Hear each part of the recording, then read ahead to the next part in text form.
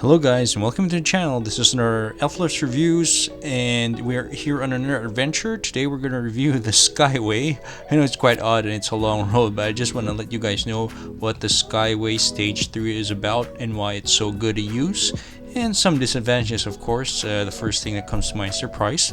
But let's start off, with this Skyway review and see how it best suits us. Okay.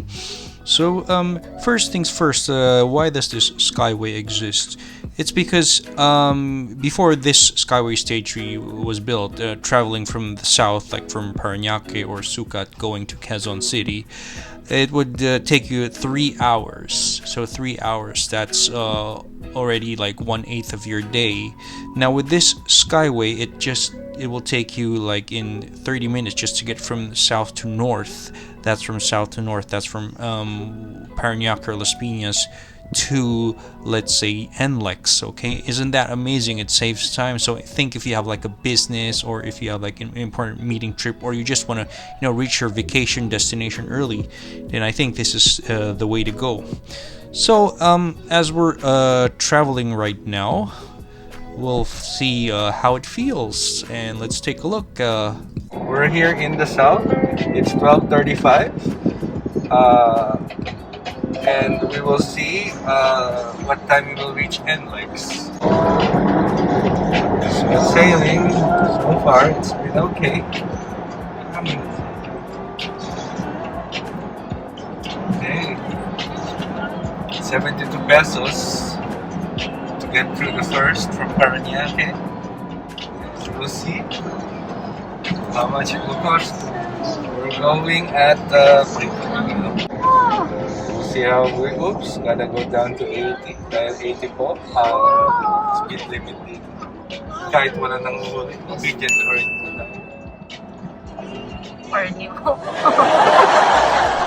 So we're traveling right now, going smoothly. The roads feel smooth, although I can feel some bumps, and I think those are the paint markings on the road that they covered. Once your tire runs over them, you're gonna feel the bumps. So best to just avoid them. Okay. Well, the other thing is that it's quite confusing because there are different paintings on the road, so you don't know which is the lane. But I think common sense would tell you otherwise. But for some drivers, they might be confused about this, especially if they're not from the city. They're coming from the province and they use this one. But I think this will eventually be corrected. Okay, now the good thing is it's 3 lanes, so it's very wide, and as you travel, it's not going to cause traffic, unlike some other Skyway highways where it's just 2 lanes, and when one problem happens in one lane, the other lane gets affected and traffic builds up. But here, 3 lanes means less traffic. Well, hopefully, I guess. So while we're on the road, let's speak about the advantages. So the first advantage of this, of course, is that you're gonna travel in less time, okay? Which means you're gonna reach your destination earlier because there's less traffic. And the other thing that people don't realize, aside from the time, is that you are saving fuel. As you can see right here, I'm cruising around 90 to 100 kilometers and going down to 60 to 80 once I go past Buendia, because that's the speed limit. And based on my metrics, it's like 14 kilometers per liter. So imagine the fuel that I save with this kind of travel, okay? Now, one of the major disadvantage of using the Skyway, of course, is the toll fee. It's going to be very expensive, and using it every day, that's going to put a strain on your wallet and in your monthly expenses. Now, for the meantime, since December, since this opened, it's still free. You just have to pay the Skyway, the original Skyway that was open, but for the rest of the Stage 3, they're still not asking any toll fees. But come later on, once they implement the payment system, it's going to be quite expensive, as I'll be explaining later, okay? And another disadvantage is that, even though this is the Skyway, way to heaven, the roads are supposed to be clear, there's no traffic, well, sometimes it does get traffic, okay? So take note of that. So now that we know the good things and the bad things of the Skyway Stage 3, let's speak about should we use it or not. Well, if you are a middle class wage earner and you use this Skyway 3 every day going back and forth to work, then it's going to be very expensive. I'm going to be discussing the fees later on in this video. But for now, I'm just going to leave it like, it's expensive. So my take home is that if time is the essence, like you're late for work or for meeting or late going to the airport, that you're gonna miss your flight, then by all means use it. Or if you sometimes travel from north to south or south to north like once a week or less, or like once a month, then it's safe to use the Skyway Stage 3. It's worth the money because the roads are smooth, the travel is great because you avoid the traffic, and you get to your destination smoothly, with a good mood because there's no traffic. Everyone hates traffic. Well, I think that's it. So you guys be the judge when you start using this, and if more cars use the Skyway Stage 3 because of my video, well, I hope San Miguel gives me what is due. Just kidding. Thanks, guys. Okay, guys, so let's go to the pricing for the Skyway Stage 3. As you can see, this is what it's going to cost you, from going from the furthest point. Okay, so it's going to be 274 pesos if you're coming either from the north or from the south.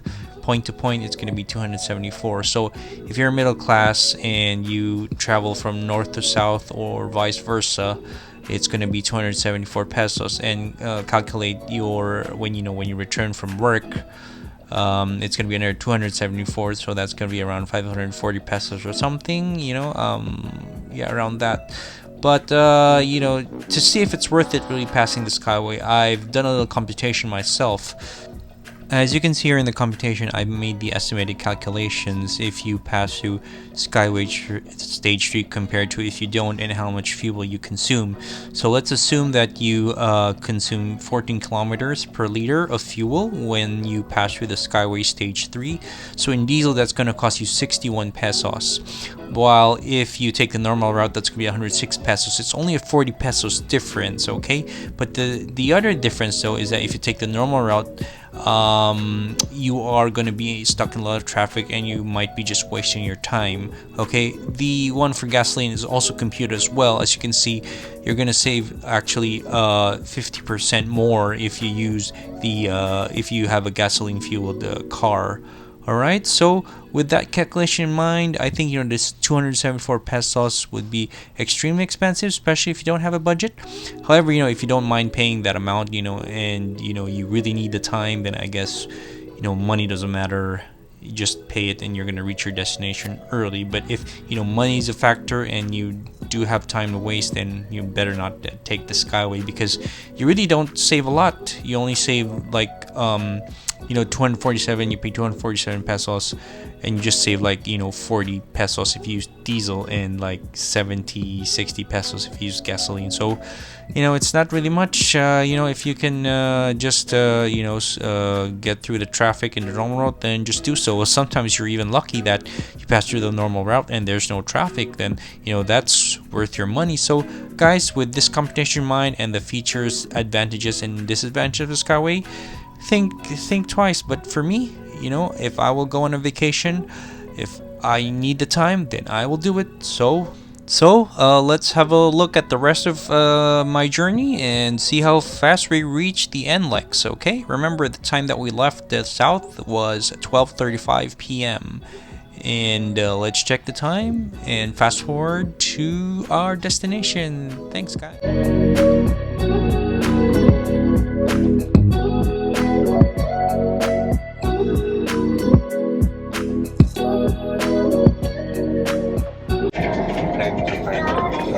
10 minutes and we're already in Aurora Boulevard in Quezon City. SM, there's SM.